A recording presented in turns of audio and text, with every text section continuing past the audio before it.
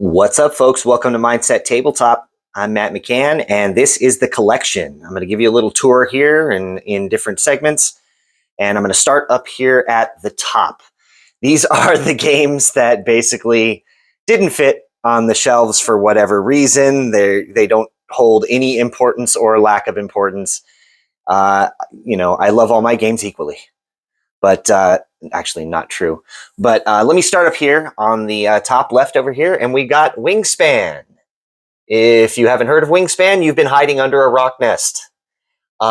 It's an awesome game. Chain reactions, you're building out habitats and then triggering your birds in those habitats to take specific actions. And you're laying eggs and scoring points in different ways. It's really awesome. Rajas of the Ganges. Awesome game. I've only played this once, and I am dying to get this back to the table. This is a really cool worker placement game that uses dice, and it has it's actually, this is where Arc Nova got that crossover track. You're moving two different tracks towards each other, and when they cross over, it ends the game. It's a really, really cool game, and yeah, I can't wait to play it again. Caverna, the Cave Farmers. This is the follow-up to the famous Agricola. Agricola is getting a lot of attention this year, but I still prefer Caverna. This is, I believe it's Agricola Plus. You're farming, you're breeding animals, you're having children, you're feeding your people, of course. But there's also a mountain where you're digging into and you're creating different rooms in there to do different things. It's really, really fun. Okay, Boss Battle. This is an awesome game, and it's really close to my heart. At the first Dice Tower West I went to, I entered a tournament to win this copy of this game. It's very, very fun. This is a lane battling game where you are pitting heroes against a boss, and it's timed. So you're playing your cards into a lane, and they slowly tick forward every round. Some of them are faster than others, but when everything gets to the center, at the end of every round, you take all the cards that have gotten to the center and you activate them in speed order. It's really, really fun. It's a complex game. It's a bit of a tough teach, but so worth it. I actually got to know the people who made this game. They're really, really cool. Definitely look into Boss Battle. This is a sleeper hit. This is an amazing, amazing game. So yeah. I can gush about Boss Battle all day. Pandemic Legacy Season 1. One of my favorite games of all time. This is absolutely incredible. I also have Season 2 down here. But I never got to finish Season 2 because my brother was the one I was playing that with, and he passed away this last year. So I don't know when that's going to get completed. I remember that was a much tougher game than Legacy Season 1. And we had a better time, I think, with the first game. It's just so good. It's Pandemic Plus, and if you like Pandemic, I definitely recommend not putting your finger in the shot. No, try Pandemic Legacy Season 1. It's one of the most mind-blowing game experiences you'll ever have. Over here, we got Targi. This is a really tough worker placement game where you're crossing different paths and you can't place opposite of your opponent, but you're getting whatever you cross over in the middle, getting different resources to do different things. It's really good. It's really thinky. It's tough. I just don't get it to the table that much. I should try this one again. Down below, SOS Titanic. This is the game that I got for free at Dice Tower West this year. We got this for free by going to Night and Day Games in Vegas. And because we had a pass from the convention, we got this game for free. So it's really, really cool. I don't know much about this game, but I'm excited to try it, you know? Stratego, back here in the back. I really want to try the Lord of the Rings, the confrontation game, see how that is. Because Stratego is actually one of the old school games I really like and respect. Down below, Legendary Buffy. This game was not a hit with us. I don't know if it's the Legendary system or this particular set. From what people have said, this is one of the not so great sets. So I got it because it's Buffy related. I'm a Buffy fan. But yeah, not so great. This is a possible cull. All right, this is a Moncala board given to me by my friend Anna. So thank you, Anna. I can't wait to give this a shot. Sushi Go. Haven't played it very much. It's okay. I probably should have gotten Sushi Go Party instead. The White Castle. This game is awesome. I've been soloing it, I think, incorrectly for some reason, because everybody says it's impossible, but I've been winning. So obviously I'm cheating somehow. But it's a really, really cool game. Can't wait to play this more multiplayer. It is just a fantastic design. It's dice. You're using dice to move workers into a castle, and it's just really a pretty board. And you're taking different actions and moving your guys up through this temple and scoring points for who you've got where. There's other ways of scoring too. It's kind of a Euro game. It's really good. Space Base.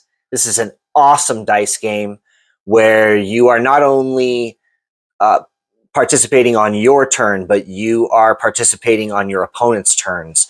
The more stuff you develop on your board, the more your opponent's dice will trigger actions for you. It's really, really fun, and players are constantly engaged. It's really, really awesome game. Okay, Castles of Burgundy. This is a really good tile placement game. I don't get it to the table much, but this is something that should really be a regular on game night. If you haven't tried this, it is an absolute classic. You're building up different buildings using dice to tell you where to place things. You're recruiting different tiles, and then you're putting them on your board and building out your duchy. It's really, really fun. Paladins of the West Kingdom. To me, feels a lot like Orleans. This is kind of, instead of chips out of a bag, you're recruiting these different meeples and putting them around the board for worker placement. You're building up this city, and you're preventing an invasion. And it's just it's really fun. It's very heavy. This game takes a while, but it's well worth it. This is a really cool game in the West Kingdom series. All right, now we got some solo games. I've got 4 Final Girls here. Well, actually, no. I have the core box. You get the core box, and then you get an expansion to complete the set. Happy Trails Horror, I have not opened up yet, but I'm really anxious to get that played. It looks really fun. The first ones that I got were these two because I love ghosts, and Freddy Krueger, the Freddy Krueger one, or Dr. Fright, was recommended by Mike DeLisio. So the ghost, the Haunting of Creech Manor, the ghost can move everywhere, so it's really, really tough. And the Dr. Fright is maybe a little bit easier. It's still tough to try and save people in this one, but it's really fun. And I actually have a short on the channel here, I believe called somebody's demise or something like that. And look that up, and it was a really interesting ending to this game. Okay, Under Falling Skies is basically Space Invaders on a board. These ships are coming down the board, and you're placing dice to prevent them from hitting the bottom. If they hit the bottom, you lose. And it's really tough. I have not won this game yet, but it is very fun too. It's really engaging, and it's a good, quick solo play. It's good, play in the morning over coffee kind of game. All right, I'm going to move over here, and here are 2 of my Ascension sets. I got more down below. Skulls and Sails is the one that really stands out because this actually includes a board, and you got ships moving around a board. So there's a kind of an extra mechanism to this one. Valley of the Ancients is like a tug of war mechanism version of this game. And it's pretty good, but probably on the lower end of my favorites. Mr. President, the American presidency. This game is absolutely fascinating. It's kind of hard to just call it a game as it is. It's really a simulation of the presidency. This is the biggest table hog I have. It takes up my entire table. It's 3 big boards, and you're doing domestic affairs, you're trying to get bills passed, and you're doing foreign relations, sending the military around the world. All these different things are happening. Things are triggered through dice rolls and through card draws. But this really is just kind of a simulation of the presidency. It's absolutely fascinating. It's a long game. Every round is an entire booklet. So like the round guide is a book, but it is so worth it. Just immersing yourself in this game, leave it out on the table, play it over a couple of days, and just immerse yourself in being the president. It's really cool. I hope that there are expansions to this later on that kind of, change up what alliances are happening around the world, what wars are happening around the world, and what the policy, domestic policy, and things like that. Something to just kind of like update it and give it a little bit more. Give yourself a little bit more freedom to actually really play with the world in this game. But it's fantastic. Like, I cannot wait to get this back to the table. This is a really good one.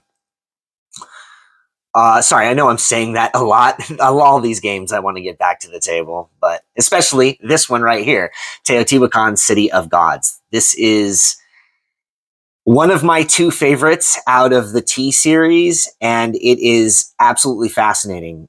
The hook of this game that made me immediately take notice was the fact that you use dice in this game, but you do not roll them. They start at 1, and every time you move them, they move up 1 pip and become more powerful. And depending on how powerful your die is and how many dice are on the space that you move to, you're moving around a rondel, 1 to 3 spaces. Depending on how many dice you have there and how many pips you have on the die, determines the power of the action. So Teotihuacan City of Gods is fascinating. It's fun. It's brain burny. You're moving up tracks. It's a T game for sure. And Daniele Taschini, one of my favorite designers, if not my favorite designer. And this game is an incredible amount of fun. So I'm going to move down to the shelves below on the next one.